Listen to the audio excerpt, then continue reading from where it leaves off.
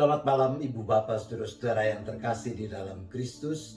Sebelum kita merenungkan firman Tuhan, mari kita berdoa. Bapa di sorga, kami mengucap syukur untuk kesempatan di mana malam ini kami boleh kembali berhimpun di dalam persekutuan doa ini. Dan sebentar kami akan membaca, mendengar, dan merenungkan apa yang dipersaksikan Alkitab akan kebenaran firman-Mu. Kiranya Roh Kudus menolong kami, memampukan kami untuk bukan cuma mengerti kebenaran firman Tuhan, tetapi juga agar kami makin bersungguh melakukannya. Terima kasih ya Bapa, kami memohon hanya di dalam nama Tuhan Yesus Kristus. Amin. Teks Alkitab yang akan kita renungkan terambil dari Injil Lukas, Lukas pasal 4 ayat 9 sampai dengan ayat yang ke-12. Lukas pasal 4 ayat 9 sampai dengan ayat 12 yang demikian bunyinya. Kemudian ia, yaitu si iblis, membawa Yesus ke Yerusalem dan menempatkan dia di bubungan bait Allah lalu berkata kepadanya, "Jika engkau anak Allah, jatuhkanlah dirimu dari sini ke bawah. Sebab ada tertulis mengenai engkau, ia akan memerintahkan malaikat-malaikatnya untuk melindungi engkau. Dan mereka akan menatang engkau di atas tangannya supaya kakimu jangan terantuk kepada batu." Yesus menjawabnya, katanya, "Ada firman, jangan engkau mencobai Tuhan Allahmu." Demikian apa yang sudah kita baca dan dengar dari bagian kesaksian Injil Lukas ini. Maka kita adalah orang-orang yang berbahagia kalau dengan kesungguhan kita mendengarkan firman Tuhan, kita memelihara dan melakukannya. Ibu bapak saudara, diceritakan di suatu saat ada seorang pendeta yang melayani di sebuah desa yang mayoritas atau boleh dikatakan semua penduduknya beragama Kristen. Desa itu terletak di tepi sebuah sungai.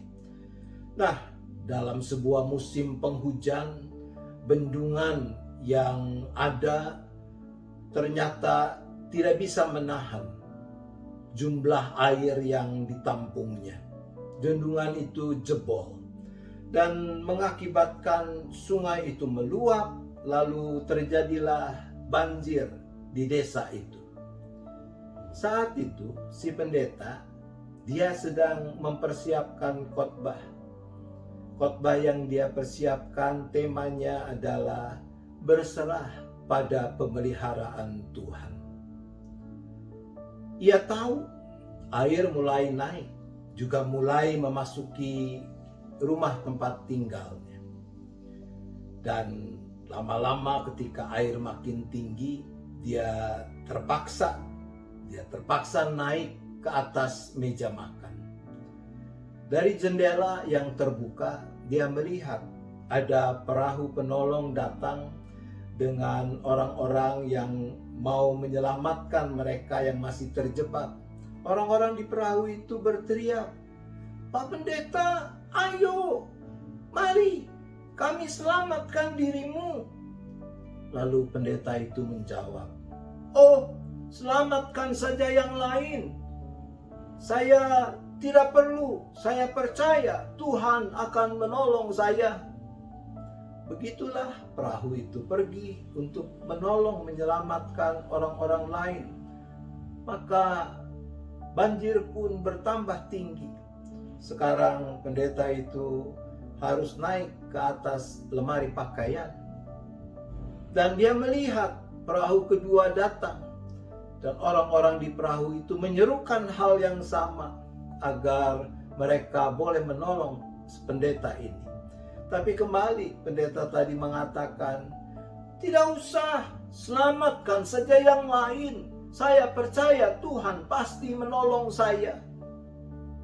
Dan banjir, air tidak makin surut tapi makin tinggi. Dan sekarang pendeta ini dia harus naik ke atap rumah. Datang perahu ketiga. Dan orang-orang di perahu itu memaksa agar si pendeta mau ikut diselamatkan oleh para penolong ini. Tapi sekali lagi pendeta ini berkata, "Tidak usah, saya percaya Tuhan akan menolong saya. Pergilah kalian selamatkan yang lain." Maka matilah pendeta itu tenggelam. Ceritanya di seberang sana ketika ia berjumpa dengan Tuhan, dia ngomel-ngomel. Dia mengatakan, "Tuhan, bagaimana sih Tuhan ini?" Tuhan tersenyum dan menjawab, "Apanya yang bagaimana? Iya, aku kan percaya kepada firman-Mu bahwa Engkau akan menyelamatkan, Engkaulah Allah penolong. Aku kan sedang membuat khotbah percaya pada penyelamatan Allah. Oleh karena itu, aku menunggu Engkau menolongku." Terus, "Kenapa?" kata Tuhan. "Nah, buktinya, aku kau biarkan mati tenggelam." Mati tenggelam itu kan kurang bergengsi ya. Kalau mati ketabrak pesawat, nah itu baru bergengsi. Mati tenggelam. "Aku percaya kepadamu dan ternyata Engkau menyia-nyiakan kepercayaanku," kata pendeta ini. Tuhan lalu berkata, "Siapa bilang aku menyia-nyiakan kepercayaanmu? Aku sudah menolongmu, aku sudah mengirimkan penolong. Mana buktinya aku mati tenggelam?" "Coba ingat-ingat," kata Tuhan. 3 kali aku mengirimkan perahu penolong untuk menyelamatkanmu, dan engkau yang menolaknya." Ceritanya sampai di situ, Ibu Bapak, Saudara-saudara. Cerita itu mau mengingatkan kita antara lain supaya kita hati-hati. Bahwa pernyataan dan sikap yang seakan menunjukkan keberserahan dan percaya kita kepada Tuhan bisa menjadi bentuk kesombongan diri kita yang membuat kita sesungguhnya sedang mencobai Tuhan. Dalam Lukas 4 ayat 12 kita mencatat bagaimana Yesus menangkal godaan cobaan dari si iblis.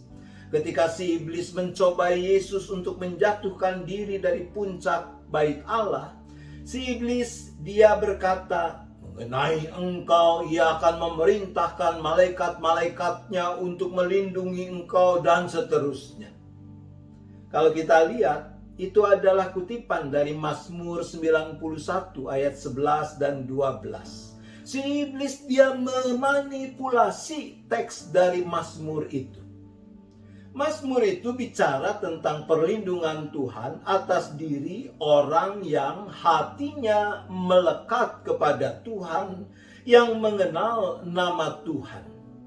Artinya, orang-orang yang selalu mencari kehendak Tuhan dan menundukkan kehendak diri pada kehendak Tuhan, karena orang-orang ini sungguh mengasihi Tuhan. Nah, dalam rangka menundukkan diri kepada kehendak Tuhan, orang yang hatinya melekat kepada Tuhan sadar, tahu bahwa Tuhan telah memperlengkapi dirinya dengan akal budi. Dan dengan akal budi itu juga orang mempertimbangkan kehendak Tuhan untuk diberlakukan di dalam hidupnya ini. Sadar, misalnya bahwa ada hukum-hukum alam yang sudah Tuhan tetapkan dan yang kepadanya manusia juga terikat. Kalau naik ke puncak Monas atau Petronas Tower, lalu berdoa, mohon pemeliharaan Tuhan dan terjun, apa yang akan terjadi? Ya matilah. Sebab Tuhan sudah mengatur bahwa di bumi ini ada yang namanya gravitasi. Yang jatuh dari atas, ya akan jatuh ke bawah, bukan mumbul ke atas. Masuk ke daerah yang terkena radiasi nuklir tanpa perlengkapan pengaman, ia akan terkontaminasi, terkena radiasi. Di tengah pandemi COVID-19, keluyuran tanpa memperdulikan protokol kesehatan, mau berdoa 1000 kali sampai suara habis pun, ya pasti akan terpapar. Nah, kalau sudah seperti itu, menurut saya tidak pantas lalu mengatakan, Tuhan, mengapa kau biarkan aku terpapar virus corona?